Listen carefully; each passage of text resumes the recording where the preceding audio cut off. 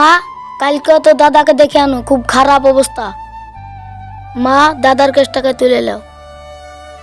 খবরদার, এই কথা আর একবারও মুখে তুলবি না। আজ তো দাদার জন্য আমাকে বিধবা শাড়ি পরতে হয়েছে। মা, কাল তো দাদার আদালতে রায় ঘোষণা করা হবে, তুমি কি যাবা না? কাল হোক, দেখা যাবে।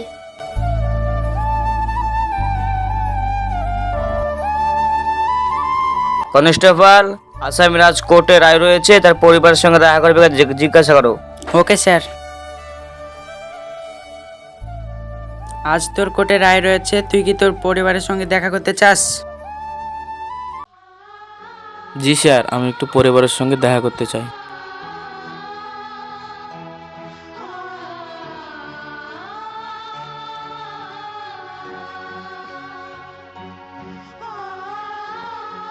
স্যার ওর পরিবারের সঙ্গে দেখা করতে চাই। ঠিক আছে, আর কোমরে দড়িখানা বাঁধ, লক থেকে বাই কর।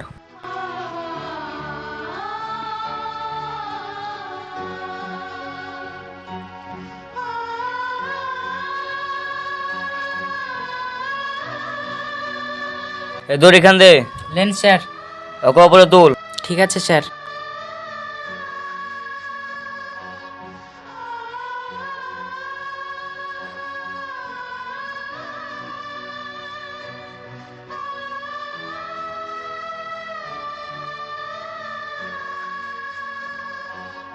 চল লিয়া চল ওকে।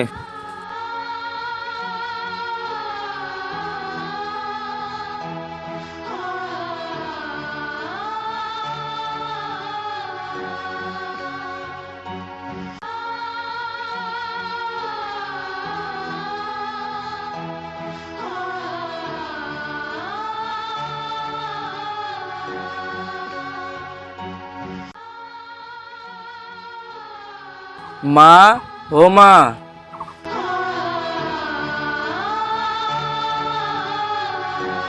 দাদা, তুমি এসেছো?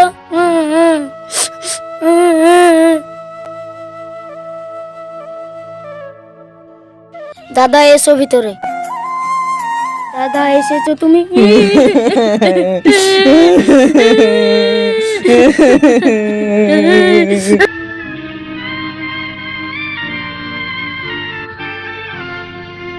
মা কোথায় আছে? দাদা, মা ভিতরে আছে। মা, ও মা, বড় দাদা এসেছে।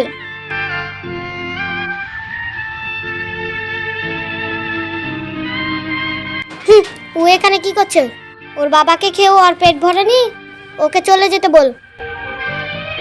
মা, যা রয়েছে দাদাকে মেনে নাও। আমি কখনো মানতে পারবো না, ওকে চলে যেতে বল, এক্ষুনি চলে যেতে বল। মা, আমি চলে যাচ্ছি। যাওয়ার আগে তোমাকে একটা কথা বলে যাই, আমার 3 দিন পর ফাঁসির রায় রয়েছে, তুমি একটু পারলে যেও। চল লিয়া চল ওকে। দাদা, মা দাদাকে নিয়ে চলেছে। দাদা, চল, মা চল, দাদাকে নিয়ে চলেছে। দাদা, মা, দাদার কেসটা তুমি মানে নিলে না? না রে বাবা, আমি মানতে পারলাম না। মা,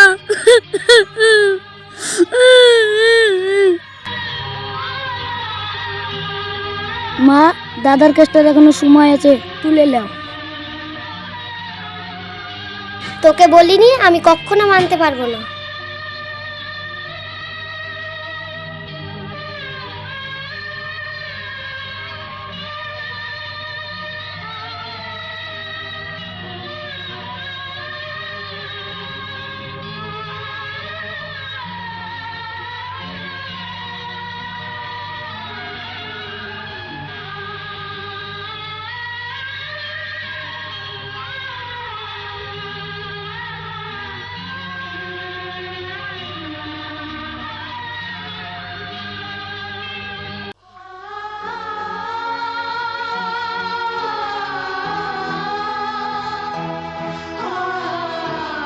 ইওর অনার, তিনি কিছু জমি পাওয়ার জন্য তিনার নিজের বাবাকে হত্যা করেছেন। আইনত তিনার কঠোর সাজা পাওয়া দরকার। ইওর অনার, এটা সম্পূর্ণ ভুল ধারণা। এটা হতেই পারে না যে তার নিজের বাবাকে কিছুটা জমির জন্য সে খুন করবে। মহামান্য আদালতের কাছে আমার এইটুকুই আবেদন। অর্ডার অর্ডার অর্ডার ভারতীয় দণ্ডবিধি 307 ধারা মোতাবেক আসামি রোজ থেকে ও মায়ের সাক্ষী প্রমাণের ব্যক্তিতে আসামি রোজ থেকে কোর্ট ফাঁসির আদেশ দেওয়া হইল। না ইওর অনার, আমি এটা মানতে পারি না।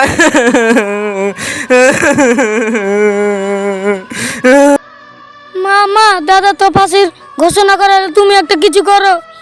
আমি কিছু করতে পারবো না। মা একটা কিছু করো না।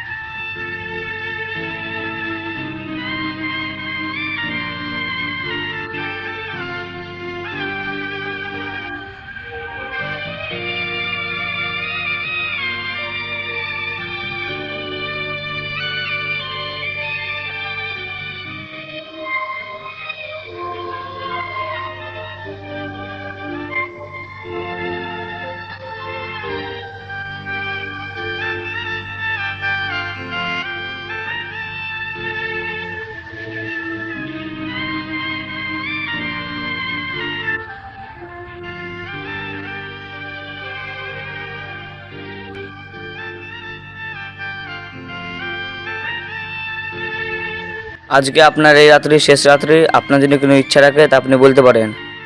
আমার কোনো ইচ্ছা নাই, আমার একটা ইচ্ছে ছিল আমার মা যদি কেসটা তুলে নিত। কনস্টেবল, দৌড়ে গেলে খোলো।